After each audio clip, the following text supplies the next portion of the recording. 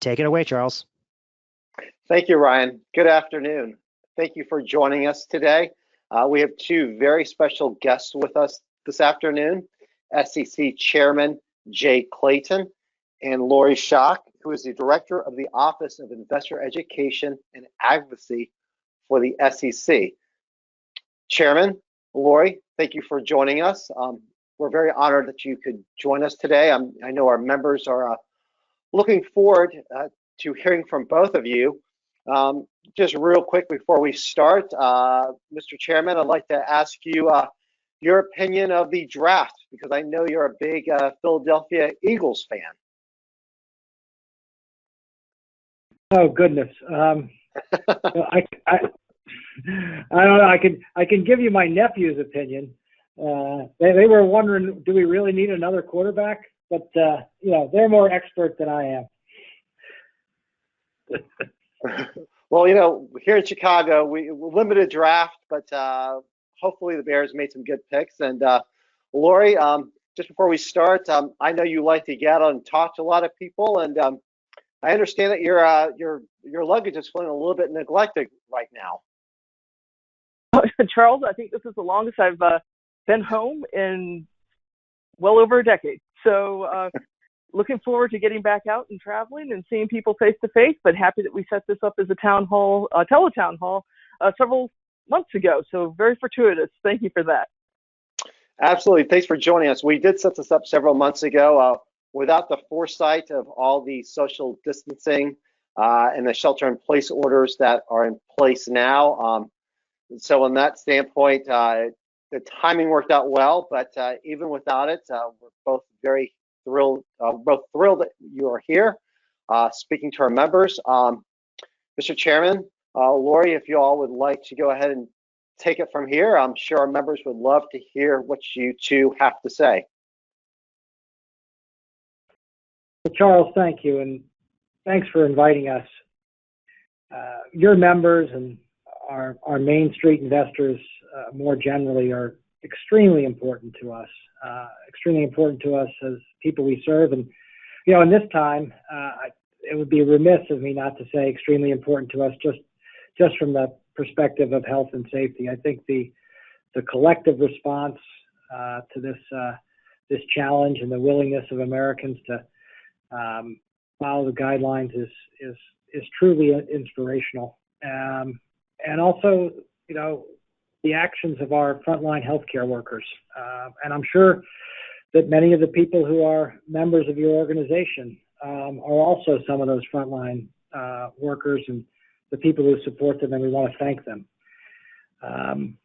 That transitions to a point that I wanted to make, that in our economy, our capital markets, the willingness of investors to put their money to work for the long term, it's extremely important to our day-to-day economic activity, but also our resilience in times like this. And keeping the capital markets functioning, keeping investors apprised of the information that they need to make good, sound investment decisions, and just generally the confidence that information provides to the marketplace has been very important. And that has been the focus here at the SEC over the last 5, 6, 7, 8 weeks.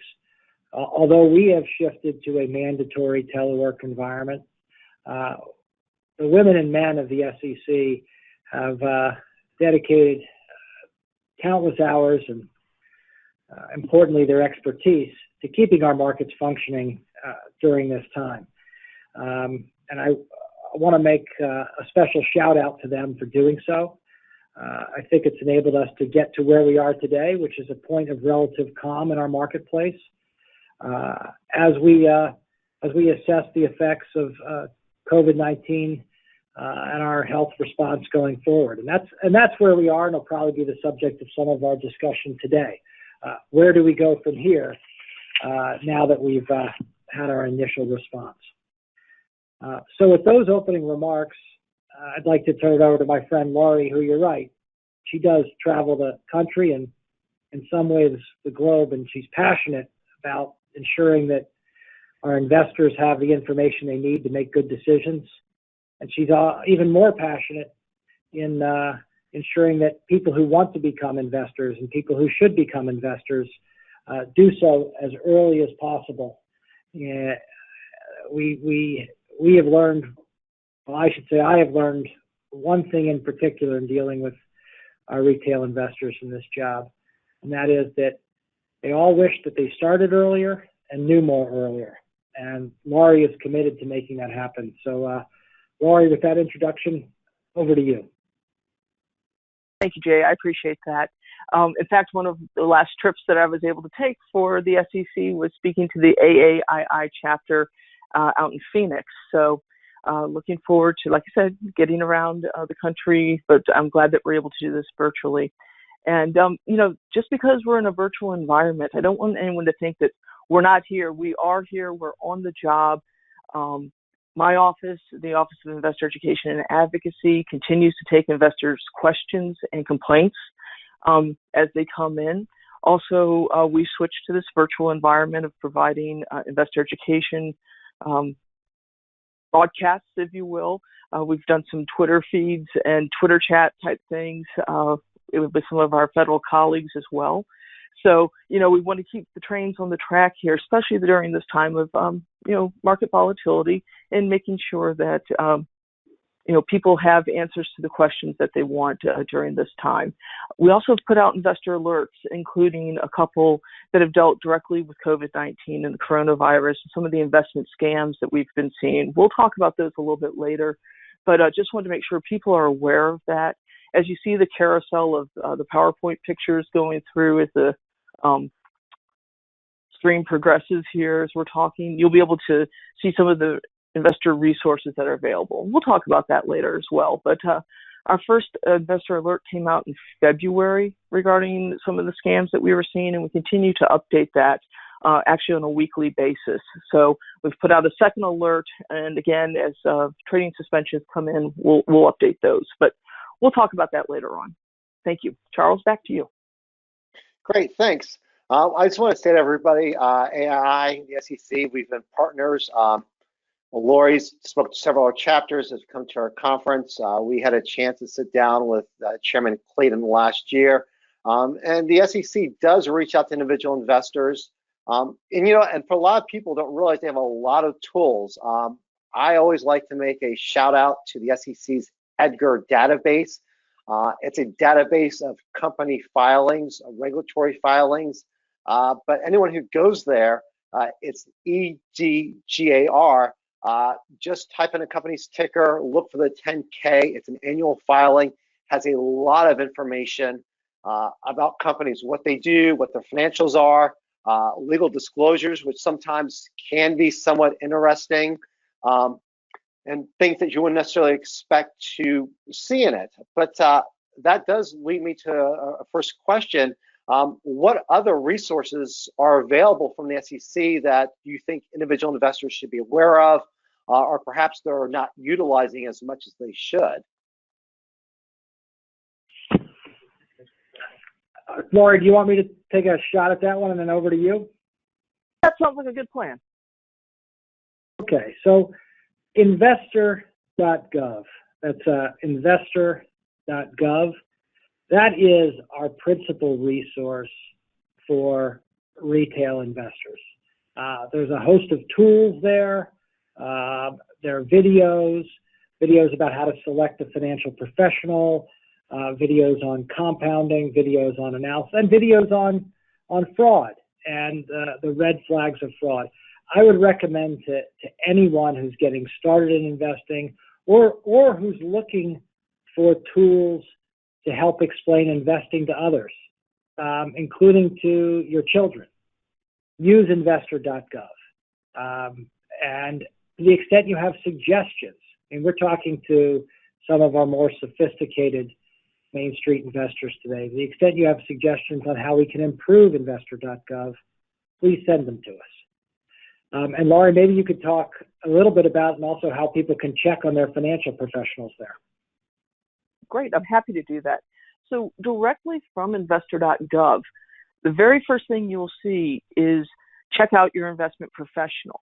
And all you have to do is put in that person's name. We do a lot of research on, where we may be traveling to or what hotel we may be staying at, or, this is all in the future here, of course, which restaurant we may eat at. But it's interesting to find out that people can work years, if not decades, with a financial professional and never run a background check on them. So if you go to investor.gov, put in the person's name, and you'll see a lot of information there. Well, hopefully you'll see a lot of information. Should the person not show up as being registered, that's a big red flag on the play, and we'll talk about how to report or suspected investment fraud. But let's say the person is registered and licensed, and then you can see, have there been regulatory complaints against them or actions taken against them? How long have they been in the business? How often have they changed firms?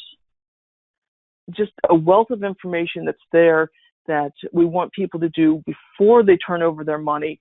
But also, hey, look, if you've worked with someone, check them out once a year. Maybe on your birthday, it's your gift to yourself, just to run that background check and make sure everything's still in order. We can have the best databases in the world, but if people don't know about them or go and do this research, you'll never be able to find that information. So we want people to go do the background check before turning over their money. And Charles mentioned Edgar, which is also a great way to check out businesses because they should be registered also. And now there are some exemptions from registration, but for most Main Street investors, they're dealing with entities that are registered. And so we see a lot of investment fraud that involves unregistered people selling unregistered products. And also, if you have a promise of a guaranteed return, hold on to your wallet. So when it comes to investing, there are no guaranteed returns. And you can check out all of these things from investor.gov, and as well as some other videos and resources that are available for certain segments of our society, such as military or teachers.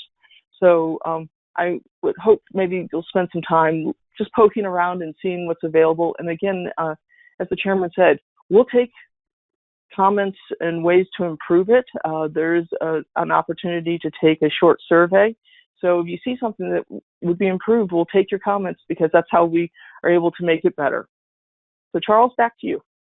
Great, thanks. And I just want to remind everybody who's listening, if you have a question you'd like to ask, you'll see on the control panel, there's a window that says chat. Feel free to submit those questions.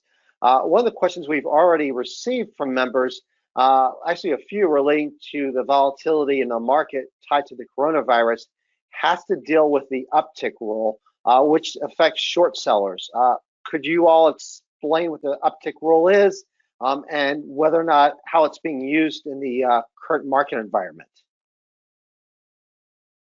Well, Charles, the uptick rule has to do with in what circumstances selling short is permitted.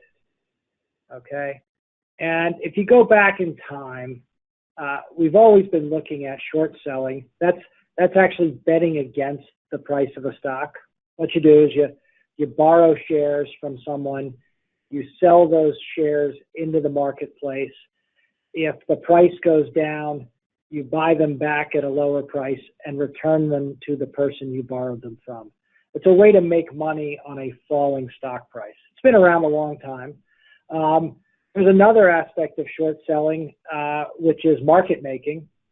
Charles, you want to get into or out of a stock, and I want to facilitate that for you. I may establish a short position thinking that you may come to me to want me to buy your stock. My establishment of that short position can facilitate my purchase of the stock from you. So short selling has a number of components and purposes. One of them is to bet against the price of a stock. Another one is to facilitate ordinary market trading. So we try to craft rules that prevent inappropriate pressures, manipulations, and the like on stocks.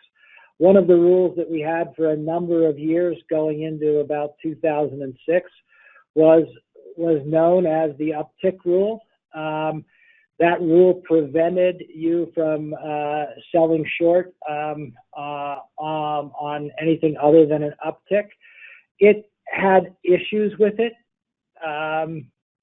It was suspended during the financial crisis. A new emergency rule was put in place in 2008. Following that, and not many people know this, there was an alternative uptick rule introduced. So we have an alternative uptick rule today, which to me actually functions better than the old uptick rule.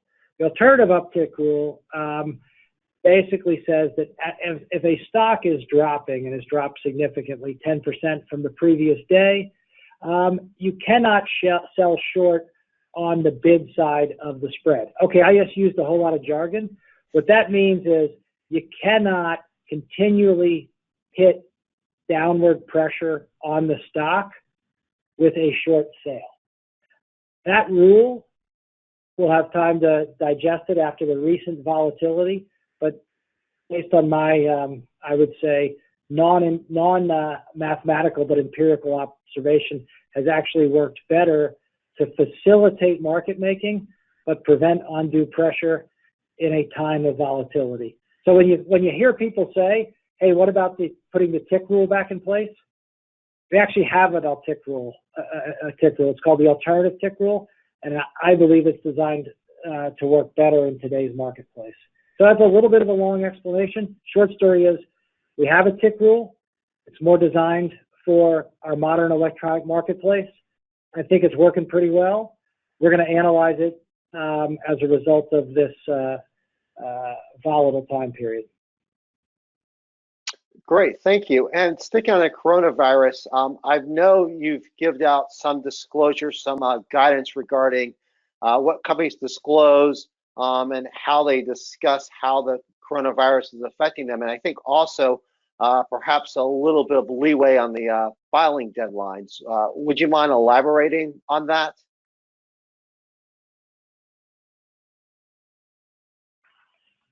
Well, I think what are you referring to the relief, and I want to underscore the word conditional relief that we've provided to companies? Yes, sir.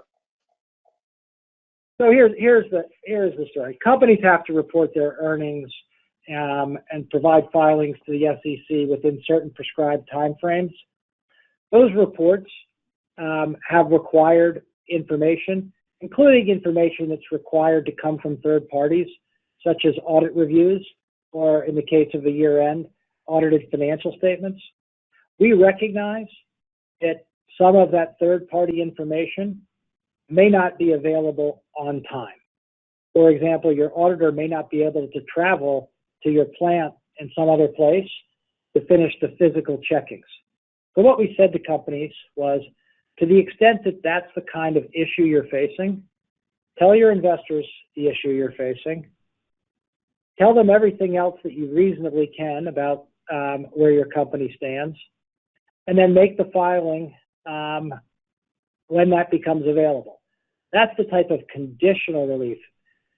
We'll give you a break on the time frame on the condition that you explain to your investors why you need it, and do the best you can to explain the other information as to why you're here. So far, only not a handful, but a subset of investors have taken us up on that. They're mostly smaller investors, smaller companies, the kind of companies that you would expect would have those kind of operational issues to get their filings in. We wanted to get ahead of this, make investors and companies ready for it. We'll see. I think it's going up. We think it was the right thing to do. Great. And could you also comment on Sarbanes-Oxley, about the rules and have any requirements of the act been weakened over the years? I'm not sure where you're going with that. So Sarbanes-Oxley? There has not been a great deal of change in Sarbanes-Oxley since it was put on the books, other than through the Jobs Act, which has been a while ago. look, for my money, Sarbanes-Oxley, the requirement for most public companies to have an independent audit committee and to have what I would say is real independent oversight of the audit and financial reporting process from those directors is the best bang for the buck that shareholders have received. It is a great part of Sarbanes-Oxley, and we've been trying to do everything we can to ensure that rigorous audit committee oversight of the financial reporting and audit processes. And you might note that we recently put out a statement regarding investing in companies outside the United States. Now, not all aspects of Sarbanes-Oxley are applicable to non-U.S. companies, even non-U.S. companies that are listed in the U.S. And we want investors to be aware of that. I would encourage people to look at that statement that was put out regarding investing in emerging markets. And look, there's something that's missing here, and I can't make this point enough. People talk about what laws apply, whether you have to have an audit committee, what type of governance structure you have, those types of things. Laws without enforcement are just words. You can have the same words if you don't have enforcement. They're very different. One of the things that I'm very proud of is our enforcement division here. With proportionality, with fairness, but with rigor, they enforce our rules. And if, an audit is done improperly or financial reporting is done improperly, we enforce our requirements, both against companies and to the extent individuals are engaged in that intentionally or recklessly against them as well. Don't forget, investors should not forget that laws without enforcement are just words. Okay. Now I know you've published handwritten notes, and they're available on the SEC.gov. Chairman, would you like to briefly discuss those and perhaps highlight them? Well, sure. Look, Lori and I have traveled the country, and it's most gratifying to meet with individual investors. And I would be asked a number of incredibly insightful questions. And a lot of times, what are your tips for investors and what should people know? And I wanted to make sure that I was consistent and getting out the important concepts like compounding and the types of red flags that you should avoid. Lori mentioned some of those: guaranteed high returns. Guarantees and high returns never go together. It's, somebody's guaranteeing you high returns, stop talking to them. And I wanted to make sure that people had them, and so I wrote them down, and then having them written down, I decided, well, why not post these? And they're available on our website. I hope people take a look at them. I think that they're a great thing to share with your children.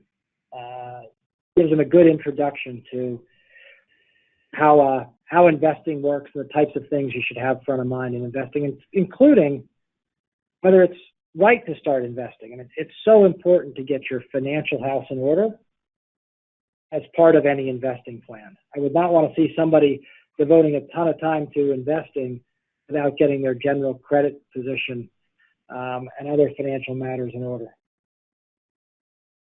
Great. And since this is Financial Literacy Month, and I know that's a big initiative for you and for the SEC, I guess what do you suggest individual investors? A lot of our members are more experienced. What do you suggest they can do, or what they can do to help people become more financially literate? Well, look, I've been thinking about this over the last several weeks with people at home. We're trying to pull together some videos to help teachers so that they can get to their students. We all know that the earlier people understand our market-based economy, and in particular our credit-based economy and how it works, the better off they're going to be as citizens when they're adults. So to the extent people can spend some time with their kids or their grandkids while everyone's more at home than they otherwise would be, it would be great to pick up these notes, pick up some videos. I saw somebody flipped me a great video of a gentleman talking to a young child about financial literacy. It's making the rounds on the internet. Look, if people want to Google it, you can just Google DF Happy, small d, small f, HAPPY, all one word, and teach. The video will come up. I wish I knew in college what that kid knows now. I'll tell you. And you can't give children a better gift than helping them understand how our financial markets are.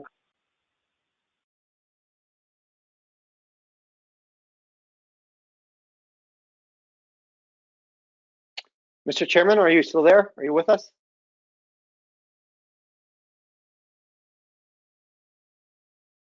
Hey, Charles, it's Lori. Hi. I think we might run into a little technical difficulty there, but let me finish up with what the chairman was saying here, because that was one thing. As we talk to investors around the country, especially those who such as your members who've been doing this for a while, maybe even decades.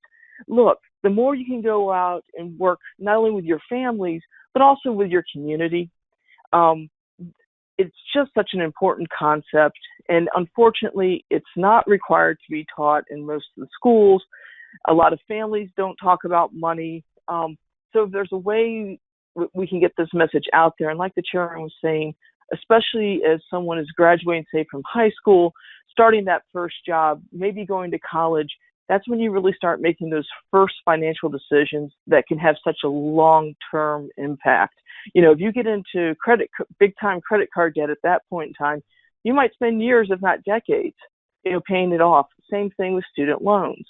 So, I just encourage your memberships to find volunteer opportunities in the community to sort of help spread the word and what it means to be financially capable to make those better financial decisions that involve, also, starting at the beginning, savings, having an emergency fund. How important is that right now? Watching credit, watching debt. Not all debt is bad, but using debt wisely. And then investing, and certainly if you're in the workforce and you have, an employer match, taking full advantage of that, even if you have to sacrifice some to get it. Okay, great. Thanks, Lori. And the video that Chairman was speaking about, I actually think I saw it over the weekend. There was a gentleman with his daughter in the back seat, both in the car, and he was pretty much drilling her on various financial concepts. And for a girl her age was pretty knowledgeable. So we'll get that link to in the show notes. But Lori, I know. Hey, Charles, I'm back. Somehow we had a technical difficulty, but I've switched phones and I'm back with you. Oh, great. Glad to hear that. I was just saying, I presume the video you're talking about was the gentleman in the car with his daughter in the back seat with him drilling her on various financial terminology. If that's the one, I was just gonna finish up and say, if your kids can learn these things, these concepts, and learn them tangibly early, it's a gift that'll give back to them the rest of their lives.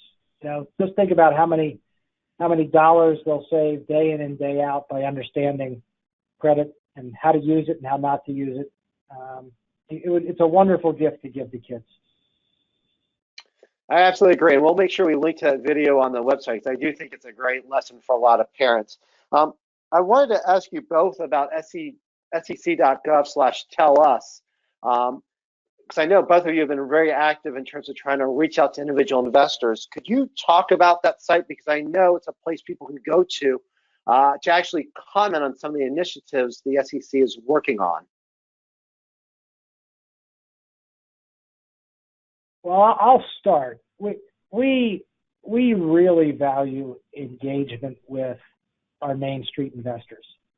Here in Washington, we can get a lot of views from a lot of people who are professionals at giving us views. That's why Lori and I go out and have town halls, and we have Tell Us, because we want to hear directly from people who we're here to serve. And so to the extent that people have views on, is the information that's provided to you by a mutual fund company, or, an ETF provider the kind of information that is of use to you, and you understand the fees they're charging and the expenses? We want to hear from you because we want our rules to work for you. It's your money at the end of the day, and our rules should work for you. Lori, do you have you really engage with people on a day-to-day basis, and get a lot of great feedback from you on how to craft our rules in a way that works for the people who we're here to serve. Well, I think you hit the nail right on the head with the fact that there's no lobbyist group for retail investors, for Main Street investors, or an association that represents them necessarily. So that's why this forum, to have retail investor input into our rulemaking process, is so important. And that was part of the impetus for us doing a bunch of the town halls that we did before Regulation Best Interest and Form CRS, because that rulemaking will impact, retail investors. It goes into effect this summer. So we'll be talking hopefully a little bit about that later, but that's one that's out there and going into effect, but we did receive a lot of investor input into it. The Accredited Investor Standard certainly impacts retail investors. That's important for us to have that feedback and have it incorporated as part of our process for rulemaking, especially the rulemakings that impact retail investors so directly. Great. And Chairman, is there anything, since you've actually taken the office, is there anything that you've done that you really think has helped individual investors, made investing more accessible for them, made, just things, what improvements do you think you would cite that individual investors should be aware of? Well, I don't want to tie it to me. When I arrived here, particularly in the Main Street investor space, I asked our longtime staff what improvements they thought should be made. One of the areas that continued to come up is when people are investing, you're investing $100 a month, $500 a month if you're lucky. How much of that money is going to work for them? When I hand $500 a month to somebody, and where is that money going? Is $495 going into stocks and $5 to expenses, or is it $475 and $25 to expenses? Knowing how much of your money is going to work for you and how much of it is going to pay for advice or other expenses, you shouldn't have to work hard to do that. And our efforts around Form CRS and Regulation Best Interest are designed to provide people with that information. And when people are armed with that information, they make better choices, and competition increases, all of which is part of America and what makes America a great place. So thanks to the staff, I think we've brought a fair amount of transparency to those issues to allow our investors to make better choices. So that's something that I'm proud we've been able to do, but I also recognize we need to continue to focus on it. Great. I did actually want to ask you, we did a couple questions regarding the documents. And one of the things I know that there's been a changeover to, particularly with fund companies providing electronic documentation instead of paper documentation. One of our members did ask if they want to still actually get the paper documentation, how do they go about doing so? Well, I think I'm going to speak generally, but this concept does apply, or we're working to make it apply across our disclosures for our Main Street investors. There's a shift to electronic delivery, and let me tell you that thank goodness we made the shift to electronic delivery and electronic communication, because in the current social distancing and shelter-at-home environment, our markets would have a horrible time trying to function without having electronic communications be the principal means of exchange. That said, if people want a paper document, they should be able to get a paper document if they opt into doing so. Now, we have some opt-outs remaining, some opt-ins, but over time, we're going to transition, at least it's my view, we should transition to electronic communication being the default, with paper being available for people who want it. Great. And then the other questions we got actually concerned accredited investors and the rules regarding accredited investors, who counts as one. Could you actually explain for our people who are not familiar with the term what that is, and I guess what the rules are? So Charles, just give me a little more color there. What is it that you'd like me to lay out? I guess first I'll explain what it is. I think the other question, it really comes to a bigger question. Some of our members are asking about access to private investments, which right now you are required to be an accredited investor to access some of those. And a lot of investors are just wondering what exactly it is, and if there's any proposals to perhaps change the rules to have a more of an educational component to being qualified as an accredited investor. Yeah, so Charles, it is an interesting aspect of our marketplace. If you went back in time, and I'm going to use these numbers to be directionally correct. If you went back in time 50 years, the vast majority of investments in America, whether stocks or bonds, would be in what we call the registered market, and that's a market to which any investor can have access, and a very small percentage of investments were in the private markets, where accredited investors, these are terms of art, accredited investors, QPs, qualified purchasers, or QIBs, qualified institutional buyers, would have access. People who did not fit into those categories would not have access. Fast forward 50 years later, that ratio, which may have been like 95-5, public all access, private limited access, has gone to like 50-50. What that means is a large percentage of our Main Street investors do not have access at all, or only have access at high cost, or only have access to a limited subset, and in some cases, people may say a less attractive subset of that private market.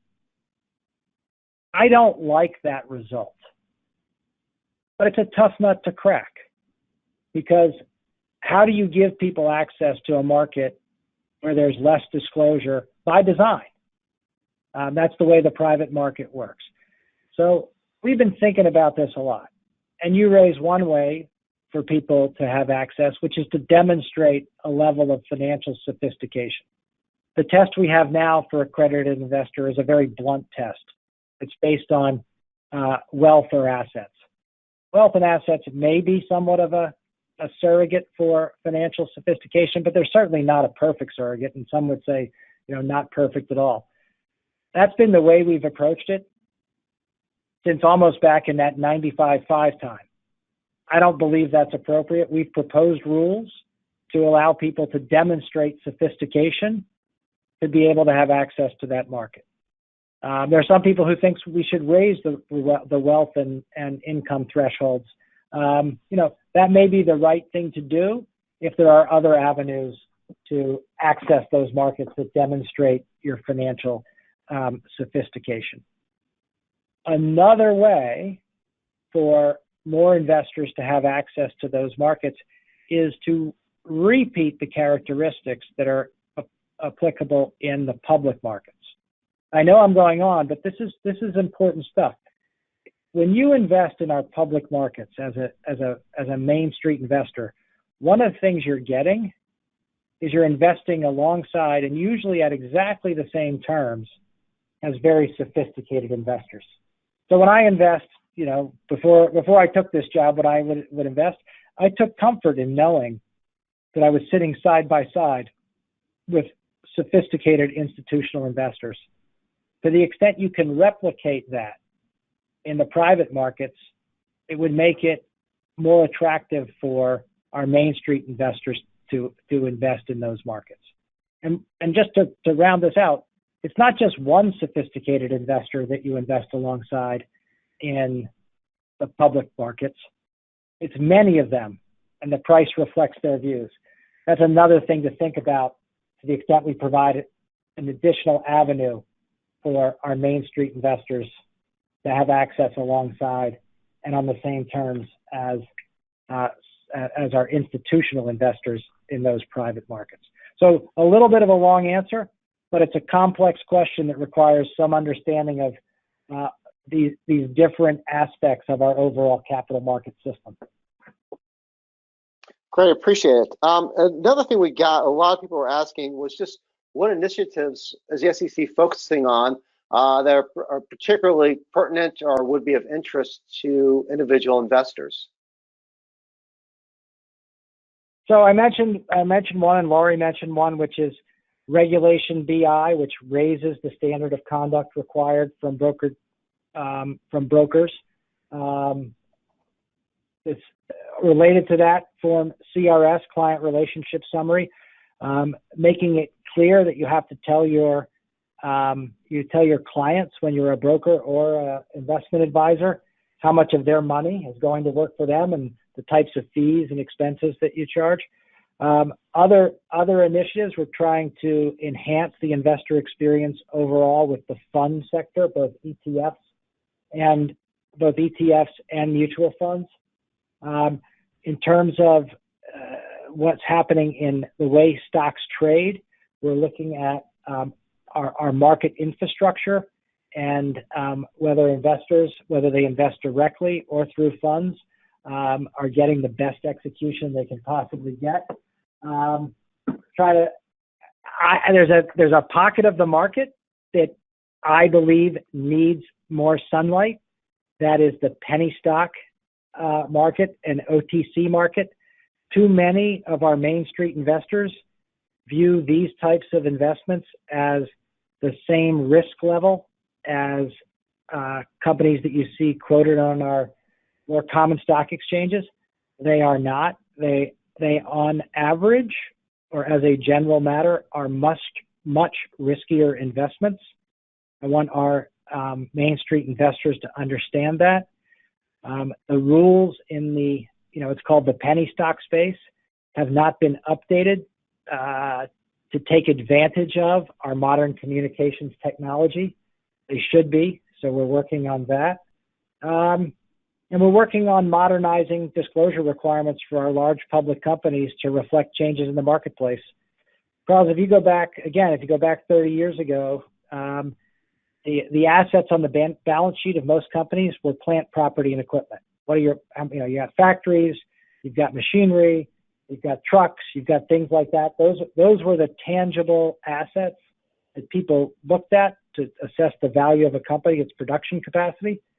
Today, in many places, it's intellectual property and human capital that drive the value of companies. And our disclosure rules should reflect that. So those are some of the things that we're working on. And as you can see, in many ways, they're in the line of modernization of the requirements to reflect today, or use of modern communications technology to give investors better insight into exactly where their money's going. Great. Thank you for your time. Is there anything, Mr. Chairman, Lori, that I didn't ask you that you want to highlight or raise? Hey, Lori, I've been dominating this. Why don't you go first? You always have so many good ideas. Is there anything that that I've missed out on here that is important for people to think about? Well, I just was going to tag on in the over-the-counter space and penny stocks. Our enforcement division has certainly been busy during this time. You may have seen that more than 20 companies have had trading suspended. These companies were making claims of either having a vaccine for coronavirus or maybe testing, when in reality, We allege that they were shell companies for 5 years that hadn't really been doing anything, but now all of a sudden they're the ones who are going to have the fix to this pandemic. And just want people to be aware of that.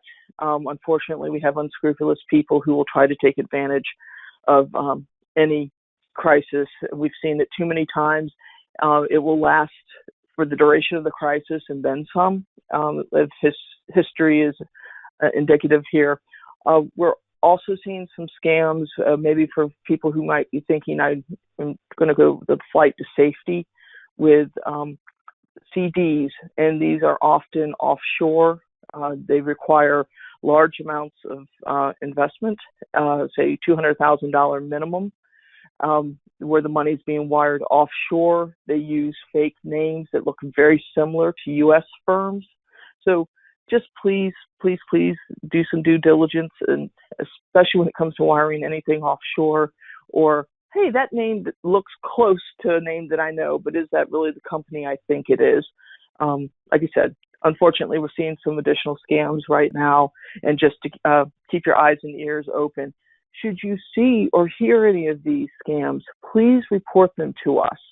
You can do that from investor.gov or sec.gov/TCR. That's tips, complaints, and referral. So sec.gov/TCR, and that'll be the fastest way for us to follow up on those tips that you may be seeing. So, and the old adage of Hill Street Blues, just be careful out there. Okay? I'll just follow up on that, Charles. Investors are our eyes and ears on the ground.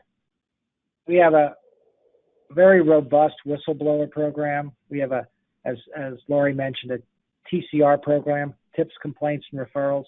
I think even through this unprecedented time and functioning away from our desks, our staff, they get through those in the matter of sometimes hours, but in almost all cases, less than a few days. If you see something fishy, let us know so we can take a look at it and keep somebody else from being a victim. You know, that's an important thing. But on the other side, look, our capital markets, and in particular our equity markets that people see on television every day, they function incredibly well through two stresses at the same time. First stress was a significant, what the professionals would call risk-off trade. What I would explain to people as a shift from long-dated bonds and bonds of relatively less quality and equities, a shift out of those assets and into short-term securities and securities of relatively higher quality like treasuries and other short-dated high paper. Giant shift over the course of 3 weeks. In fact, a shift over the course of 3 weeks that was similar to a shift that happened over the course of 3 months in the financial crisis. Combine that with a move to a remote working environment, telework as we refer to it, both happening at the same time. The infrastructure held up pretty well. Markets function. Now, people may have not liked the prices that they were getting, but if they wanted to get in or out of a particular security, they were usually able to do it. That's a testament to, and I'm not saying this about me or the people, it's a testament to what the work that's gone on over the last decade to shore up the plumbing in our financial system. So here we are in a period of relative calm and trying to figure out what's next. And what's next for our financial markets depends a lot on what's next for our general economy. And my last point of emphasis here is it is a really good thing that in this country, public companies have to tell people how they're handling matters like this. That kind of information in the marketplace is great for investors because we can figure out how to allocate our capital, but it's also great generally for our society, given the rules that we have and the requirement that people tell us the truth. the truth makes it better able for us to all plan. I think I'll leave it with that. And I want to thank you, Charles, for the opportunity to speak to all your members. Well, we certainly appreciate having you, and Lori, it's great to hear from you again. I look forward to when we can see each other in person again. Be a nice change. But again, Mr. Chairman, Lori, thank you so much for joining us. On behalf of our members, we really appreciate it. To the people listening out there, our next webinar will be a week from Wednesday. I believe it is May 6th. Wayne Thorpe will be discussing A+ and the new tools we've put online to help individual investors better find and manage their portfolios. On behalf of everyone at AAII, thank you for joining us. Stay safe, and we wish you prosperity and good health.